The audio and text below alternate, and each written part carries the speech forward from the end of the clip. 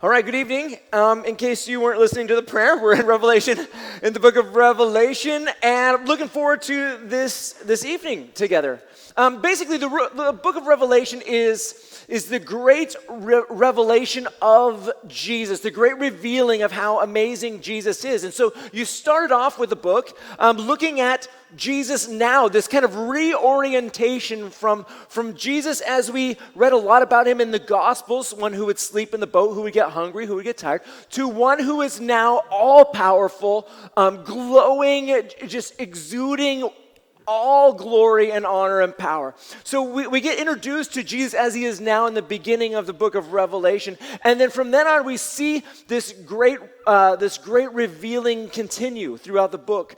We get into his letters. He writes these 7 letters in chapters 2 and 3. And then in chapter 4 and 5, we're in the throne room of God. And we see God the Father seated on the throne being rightly praised.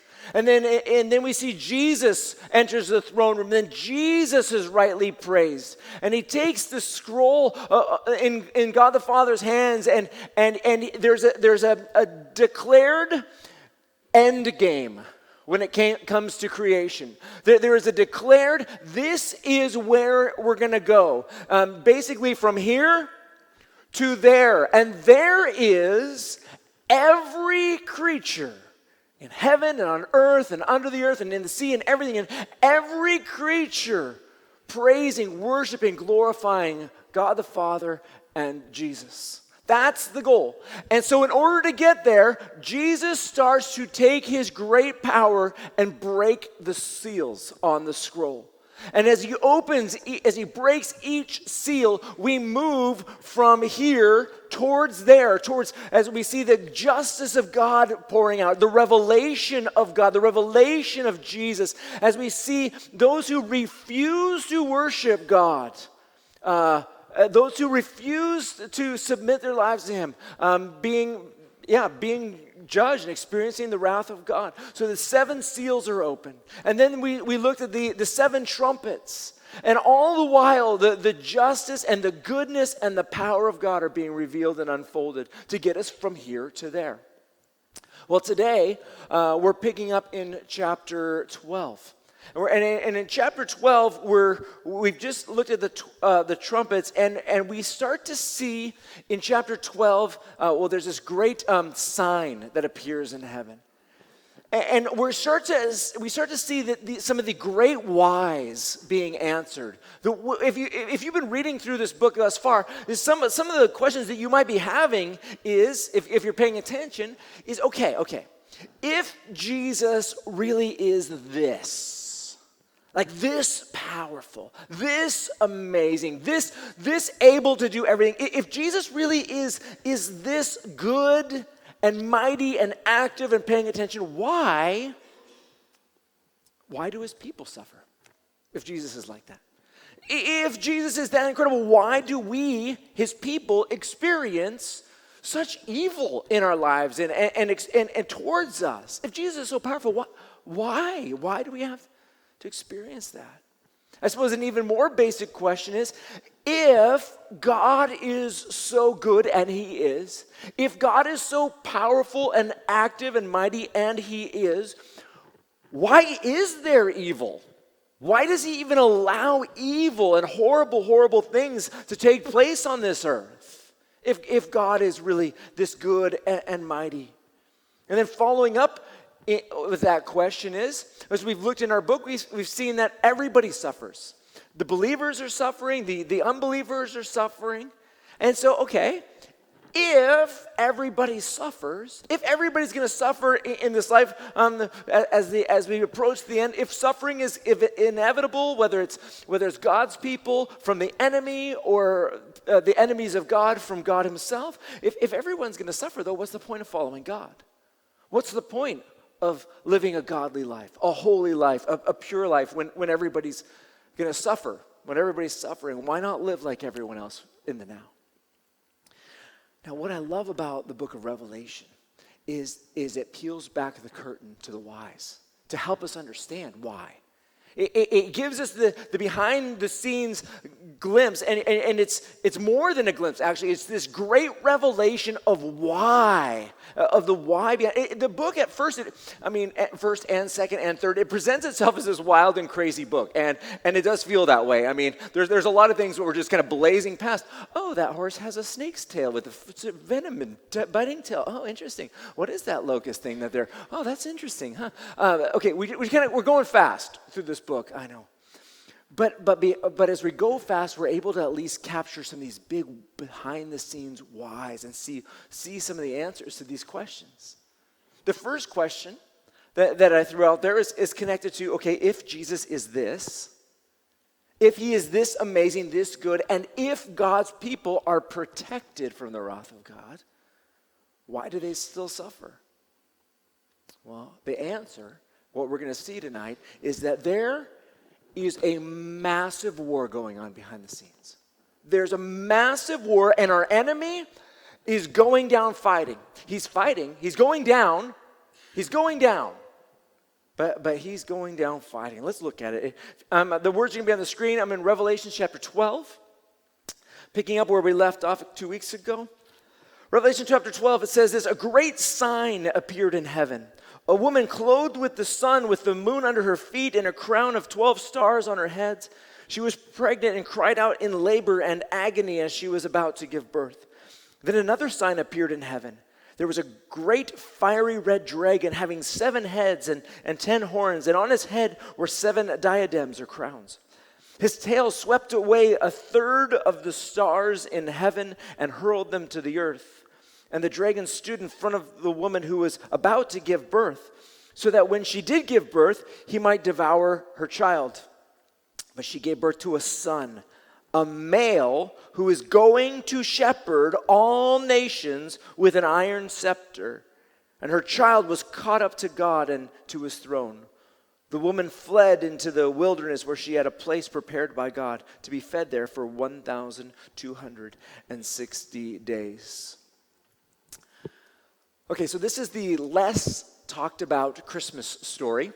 You got some of the famous one, Magi, yes, and shepherds and dragons. This is the one that's not quite mentioned. Although I do try and mention it here. I remember I was telling the Christmas story with some kids. I think it was last Christmas or something like that, and some of the kids were like, no, it's in there. It's in there.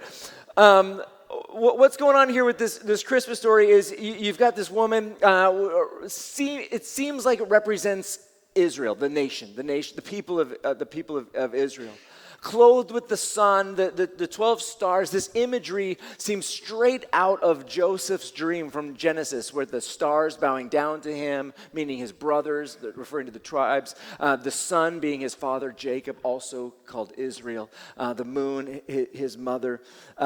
You've got the covenant people of God pregnant with the ancient promises of God pertaining to the Messiah, and that the Messiah is coming. In Genesis chapter 3, where we read that the seed of the woman, this promised child, is going to be born, who's going to crush the head of the serpent. The dragon, the head of the serpent, is going to crush the head of the serpent. And that Genesis 3 promise gets connected to Abraham in chapter 12 of Genesis. And so the people of God, the people of Israel, they carry this promise, this expectation for the birth of this one who will rule and reign forever in victory over Satan. And yet there's the fiery red dragon, the ancient serpent, 7 heads, extremely wise and cunning. 10 horns, incredibly strong and powerful. 7 crowns or diadems, very lots of authority, great authority. And I think about this story, and the dragon is there prepared. And if you've read the Gospels before, if you've seen what's gone on in Jesus' life, you can tell the dragon is prepared to devour the Son of God. You have Herod, the political leader and ruler at the time Jesus is born, ready to kill every baby to get rid of him. You see that the priesthood, the priesthood of God is prepared to kill an innocent man. They're ready to kill him, to crucify him.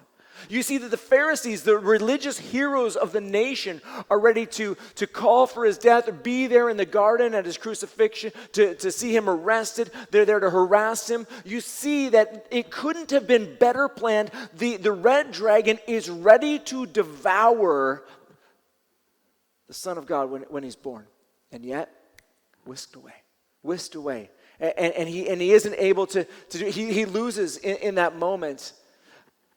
In this passage here, you see that sense of a third of the angels falling when Satan falls.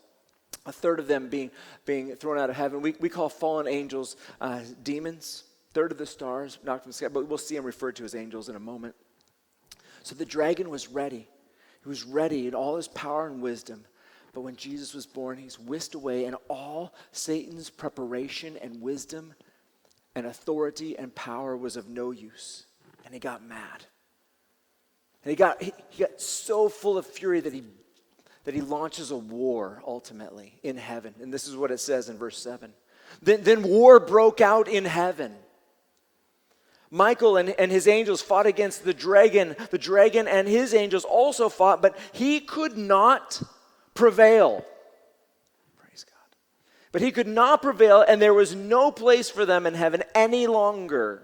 So the great dragon was thrown out, the ancient serpent who is called the devil and Satan, the one who deceives the whole world. He was thrown to earth, and his angels with him, whom we call demons.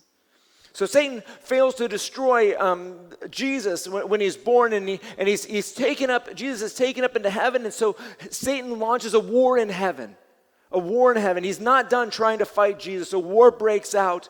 Satan loses again and is thrown out, which is great for heaven, but pretty rough for the earth. In heaven, they start. There's a little bit of worship going on. And in fact, this is what happens in heaven. It says, "Then I heard a loud voice in heaven," verse 10. "Salvation and the power and the kingdom of our God and the authority of Messiah have now come, because the accuser of our brothers has been thrown out, the one who accuses them before our God day and night. They conquered him by the blood of the Lamb and by the word of their testimony, for they did not love their lives in the face of death. Therefore rejoice, you heavens, and all who dwell in them. Woe to the earth and the sea, for the devil has come down to you with great fury, because he knows he has a short time." Now, this is significant. I don't think that this has happened yet. If you think it is, that's fine. We're all friends here. I don't think it's happened yet. And we see that Satan there is the accuser. He's the accuser of the brethren. Satan stands to accuse God's people before the throne room of God. You can think of, if you want to get an image of what that's like, you can read Job chapter 1 and 2. You can read Zechariah chapter 4, this imagery, biblical imagery of Satan bringing God's people and accusing them of not being worthy or not being, just accusing them. But we see that this gets stopped eventually. A war happens, and then Satan is forbidden from being there to accuse. Just a praise God moment. There's an interesting line here in this praise connected to salvation, and it has two things connected to salvation, which usually bothers me a little bit. I like one thing: believe in Jesus and you'll be saved. But there's two things, and that's not uncommon, actually. The two things here is they conquered by the blood of the Lamb and by the word of their testimony. By the blood of the Lamb and by the word of their testimony. You know, so I remember that, and then I was doing my Bible read-through for this week. We're in the book of Romans, reading through it, and I got to chapter 10, and I saw basically the same two things in chapter 10 of Romans. And I read this. It said, if you confess with your mouth Jesus is Lord, confess, and believe in your heart that God raised him from the dead, you will be saved. Those two things. And then it goes on. One believes with his heart, resulting in righteousness, and one confesses with his mouth, resulting in salvation. Those two pieces, that combo of believing and testifying. Believing and testifying. Now, this moment here in heaven, it's a big praise the Lord. It's a big hallelujah. That's what hallelujah means, praise the Lord. You know, God, you're amazing. You've been victorious. The enemy's been thrown out. The accuser's gone. But for the earth, it's not great news. Because Satan is down and he is furious. He's filled with fury. And this is what happens. Verse 13, when the dragon saw that he had been thrown to earth, he persecuted the woman who gave birth to the male child. The woman was given 2 wings of a great eagle so that she could fly from the serpent's presence to her place in the wilderness where she was fed for a times and half a time. You see this 3.5 years all the way through this book. You see it worded as 42 months. You see 1,260 days, time, half. It's all the same quantity of time all the way through this book. From his mouth, the serpent spewed water like a river flowing after the woman to sweep her away in a torrent. But the earth helped the woman. The earth opened its mouth and swallowed up the river that the dragon had spewed from his mouth. So the dragon was furious with the woman and left to wage war against the rest of her offspring, those who keep the commands and have the testimony about Jesus. I read this as the enemy breaking out in persecution of the Jews and trying to sweep them away, but God protecting them a bit, and then super furious, going to wage war against the rest of the woman's offspring, the believers in Jesus. Now, the question here that we're starting to get answered, that we asked at the beginning, is some of those why questions, is the why question of this. Why is there evil going on against God's people when Jesus has marked them for protection? We remembered in chapter 7, the whole chapter was dedicated on who can stand? Who can stand on the day that God pours out his justice and goodness on the earth? Who can stand? Well, those who have been marked, those who have given their lives to Jesus, they're being protected, okay? So how is it if evil is able to go on against God's people when they've been marked that way? The answer is, although they have been protected, they are being protected by the wrath and the justice of God, there is a war going on. Satan is battling, and ultimately the time is coming where he's going to be thrown out of heaven, and he's furious, frustrated and furious. He knows his time is short. If you're tracking what we just read, when Satan failed when Jesus was born, and so he's frustrated and furious. And then Satan failed when he goes to war in heaven, or will fail, and so he's frustrated and furious. And then Satan's going to bring the battle to earth in his frustration and furiousness, and again he's going to lose. This is his final play that we're looking at here. His last furious attempt, but it's going to fail. Now, it's going to be felt. It's also being truthfully communicated. But he's going to fail. We don't want to just be naive and well, Jesus is going to win, so there's no pain going to be experienced. No, it's going to be felt, but he's going to fail. And so that hangs over the end of this section where the enemy, the dragon, is cast down to earth, and you kind of end this chapter with these ominous words. He, Satan, stood on the sand of the sea. And you know he's mad. And you know he wants to wage war against the people of God, those who believe in Jesus. And you're like, oh no, what's about to happen? Well, here it is. And I saw a beast coming up out of the sea.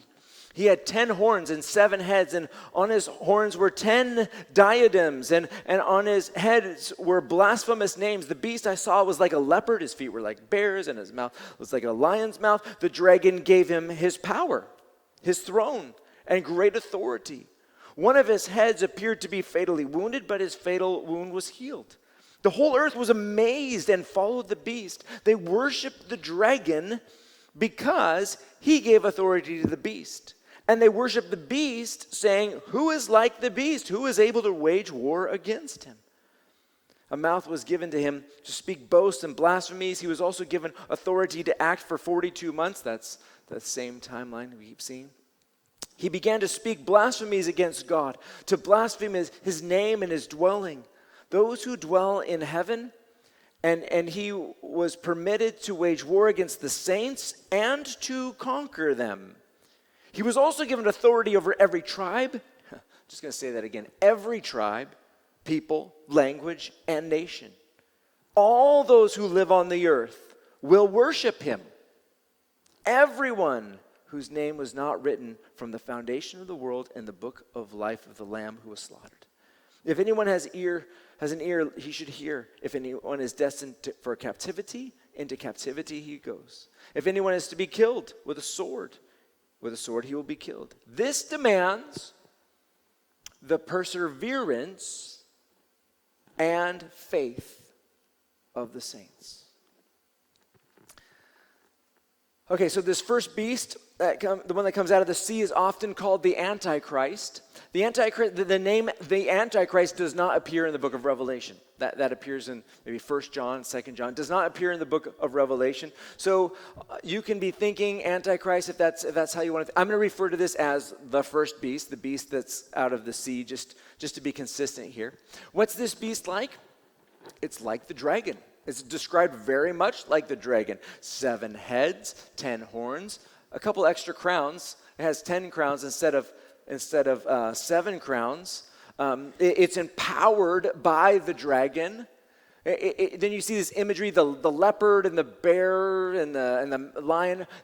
Go back and look at Daniel chapter 7. You'll see this same beast amalgamation in Daniel's vision in Daniel chapter 7. And all the earth is amazed by this beast.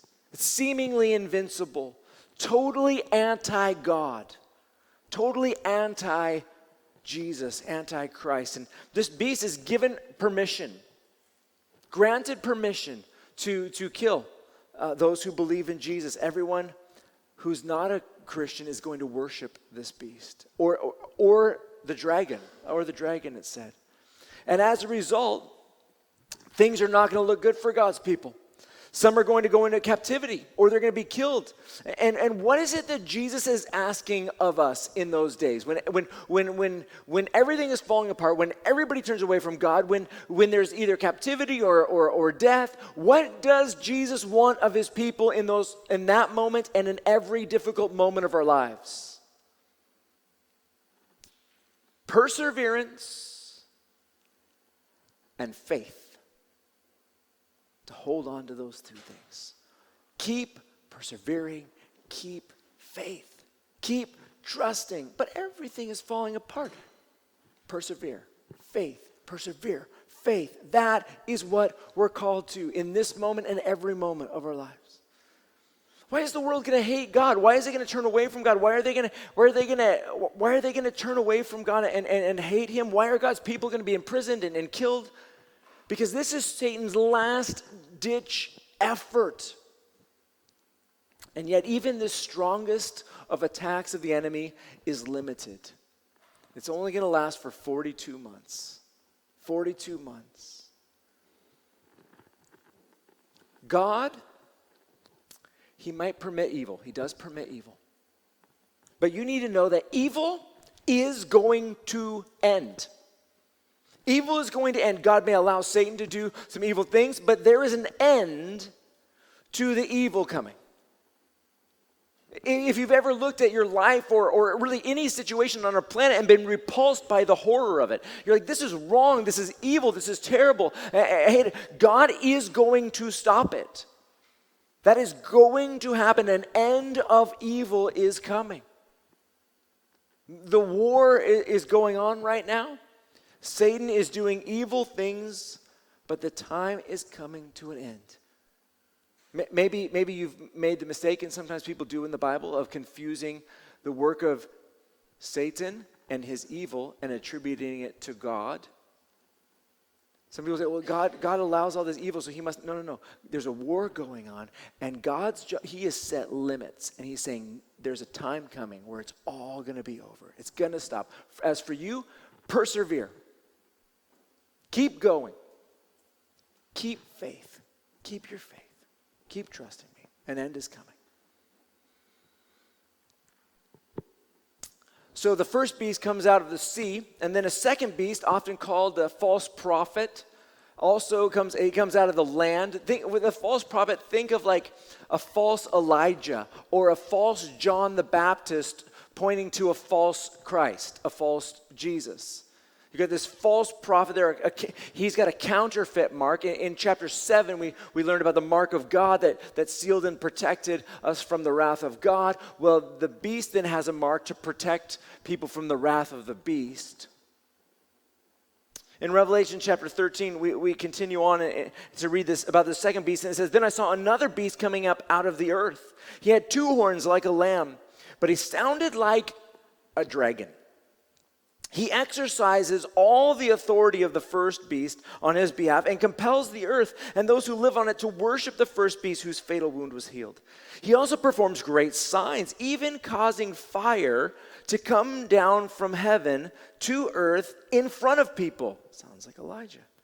"He deceives those who live on the earth because of the signs that he is permitted to perform on behalf of the beast, telling those who live on the earth to make an image of the beast, who had the sword wound and yet lived. He was permitted to give a spirit to the image of the beast, so that the image of the beast could both speak and cause whoever would not worship the image of the beast to be killed.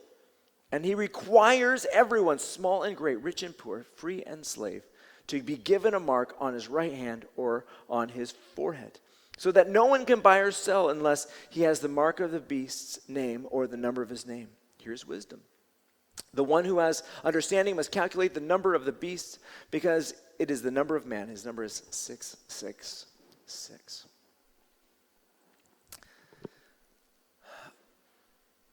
Okay, this chapter is the low point. This is the low point for all the believers in Jesus. I know that some of your theology says, okay, who cares? We're not going to be here. We're going to be raptured and we're not going to experience any of this. Just in case that's not how it goes, just keep paying attention. So the whole earth following this beast. The whole earth being deceived by these 2 beasts. Christians being killed, imprisoned, unable to buy and sell. This is such a low point, a horrible moment for believers. Satan is losing every battle.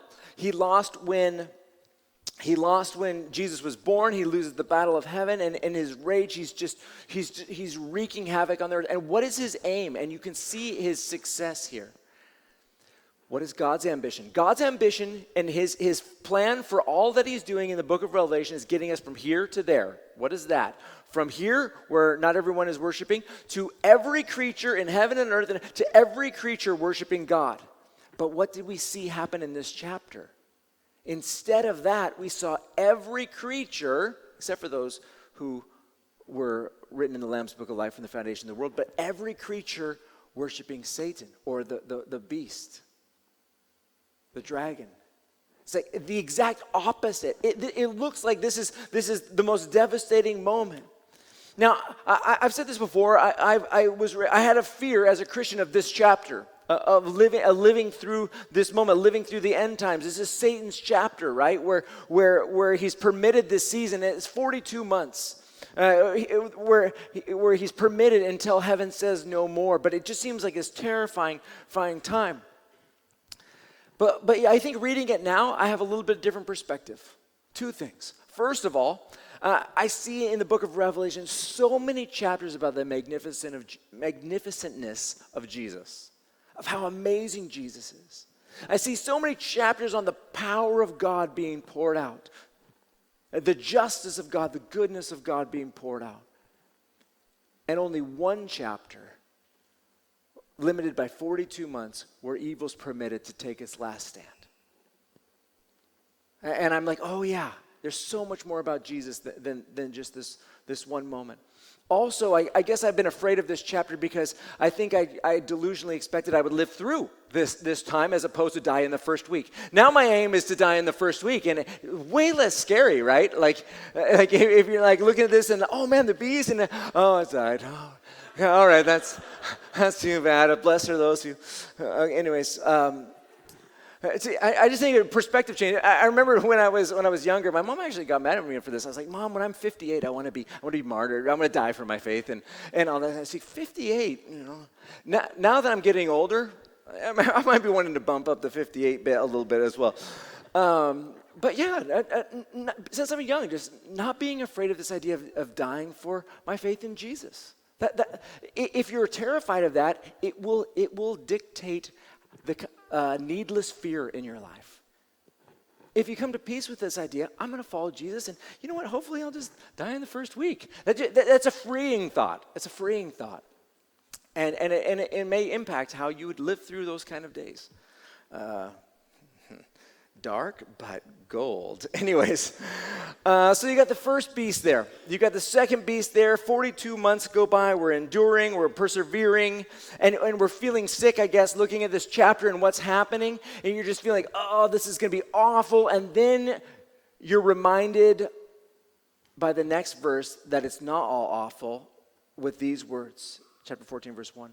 Then I looked.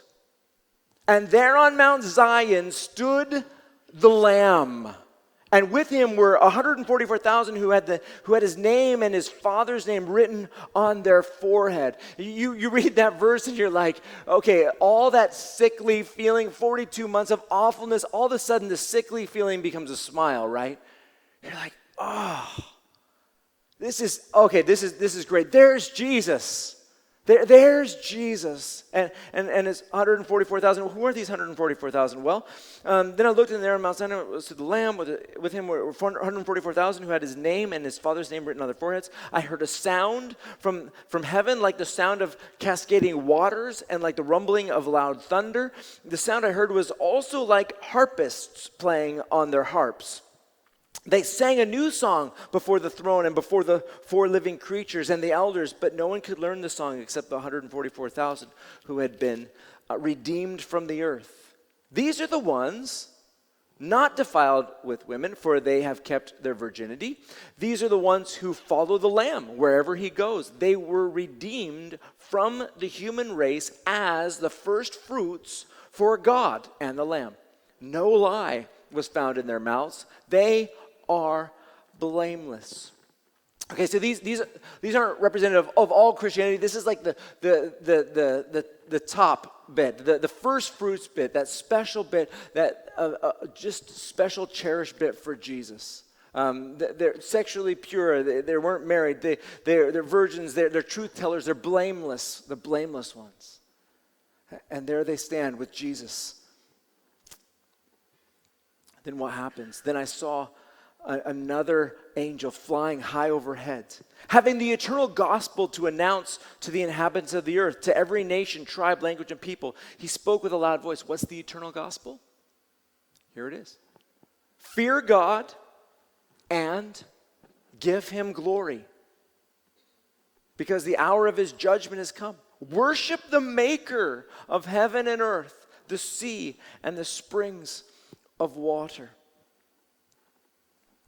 A second angel followed, saying, It is fallen, Babylon the Great is fallen, who made all the nations drink the wine of her sexual immorality, which brings wrath. And a third angel followed them and spoke with a loud voice, If anyone worships the beast and his image and receives the mark on his forehead or on his hand, he will also drink the wine of God's wrath, which is mixed full strength in the cup of his anger. He will be tormented with fire and sulfur in the sight of the holy angels and in the sight of the Lamb, and the smoke of their torment will go up forever and ever. There is no rest, day or night, for those who worship the beast and his image, or anyone who receives the mark of his name. This demands the perseverance of the saints who keep God's command and their faith in Jesus. Perseverance and faith. Then I heard a voice from heaven saying, Write, the dead who die in the Lord from now on are blessed. Yes, says the Spirit. Let them rest from their labors, for their works will follow them. And that's what I was saying. Week 1, right? Blessed are those who die in the Lord. They're blessed. Let them rest from their labor. Yeah, okay. That sounds all right with me. Why be faithful? Why be faithful? We asked that question at the beginning. Why live a holy and blameless life if everybody's going to suffer? Why be faithful? Because even though our suffering lasts for a time, I guess technically a time, times and half a time, for 42 months, justice is coming for those who stood firmly with Jesus in that time of suffering. Those who persevered and held on to their faith, those who kept their faith to the end.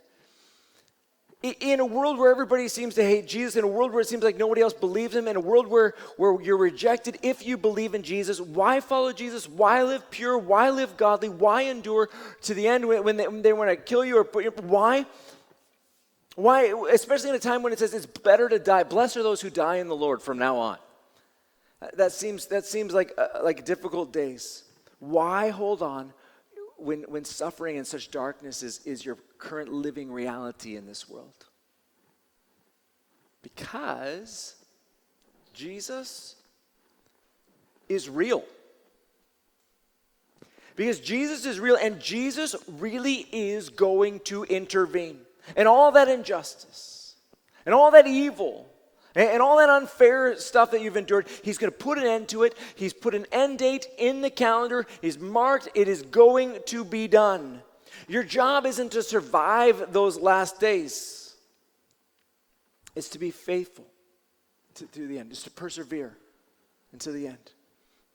To keep enduring, to keep persevering, to keep testifying until our last breath.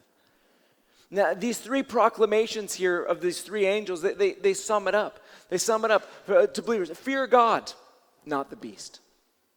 Fear God, not the beast. Worship him who made everything, not the dragon, not the false beasts. Babylon is going down, says the next one. No, we'll talk more about that later. God's wrath is coming on those who chose the beast over him. You have this mark or you have that mark.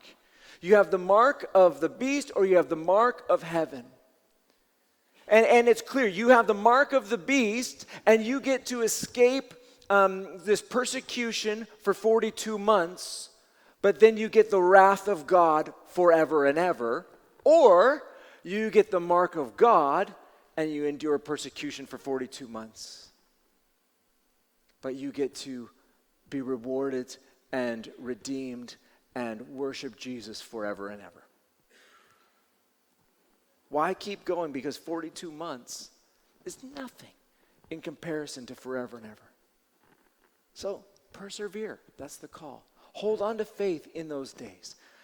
Whatever the suffering in the future or in your now, there is an end. There is an end coming. Jesus sees, he's paying attention, and he's going to draw it to a close. Now, I love the flow of this passage. You start off with the birth of Jesus, you frustrated dragon, and then these beasts, and just the violence and the intensity against the church. But then you get this glimpse of Jesus, and he shows up, and he's got his 144,000, and you're like, oh yeah.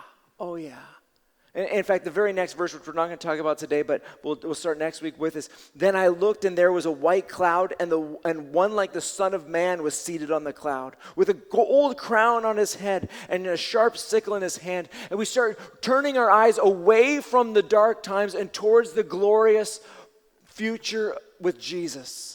Our mighty Jesus returning and taking his great power and bringing it all right again. Moving from here to there where every creature will be worshiping God. The real king is coming. More on that next week. For the challenge today, I don't believe we're in these last days yet. Maybe we are, maybe we aren't. But we can prepare for these last days. And with practicing courage when it comes to testifying about Jesus, because that's one of the calls. One of our calls is to keep testifying about Jesus. And so the challenge for us this week is to practice courage. Practice courage by talking to someone who isn't a Christian about something good that Jesus has done for you, giving Jesus the credit. Giving Jesus the credit. You don't have to tell him how you became a Christian. You can if you want to. You just say, this happened, and I give Jesus the credit for this answered prayer or this thing taking place. Practice the courage of witnessing that Jesus is alive, he's active, he's intervening in our world today. That's a challenge. Practice courage. This is the easy time to practice it. It's a time to become strong and courageous. So anyways, that's a challenge for this week. I'm going to pray for you in this area.